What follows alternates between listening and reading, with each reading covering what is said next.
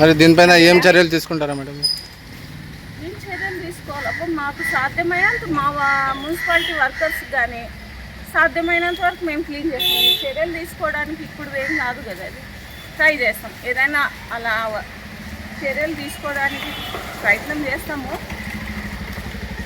దానికి ప్రయత్నం చేస్తాం అంతే కదపా. మేము తీసేస్తామన్నా వాళ్ళు ఒప్పుకోరు కదా, వాళ్ళకి ఆ మాత్రం తెలియలేదా? డ్రైనేజ్లో మనం ఇల్లు కట్టేసుకుంటే వాటర్ ఎలా పోవాలా? వర్షం నీళ్ళు వచ్చిందంటే రోడ్డే కదా. అందరి ప్రాబ్లమ్స్ ఈ వంకల్లో ఇల్లు కట్టుకోవడం వలన పెద్ద వంకలు కూడా చిన్నగా చేసేసారు. ఈ వర్షం నీళ్ళు ఇంకా రామ్జల అక్కడ సైడ్ నీళ్ళని వర్షం వచ్చేస్తాయి. ఇలా చూడండి, ఇంత అక్కడ నుంచి కాలువ మనది అక్కడి నుంచి ఉంటే వాళ్ళ ఇల్లు చూడండి 30% కాలువలోనే ముందు కూడా అలాగే కట్టేసుకున్నారు.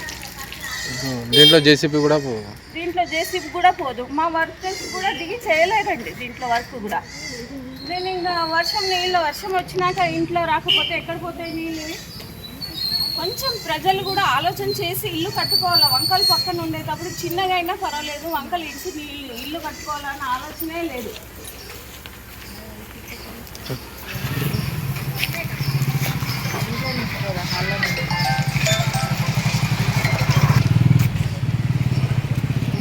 ఏం చెప్పేదేముంది, వాళ్ళు చేసుకునేది వాళ్ళు ఒకరు కాదు ఇద్దరు కాదు, లైన్ వంకల పైన ఇల్లు కడితే ఎట్లాపా?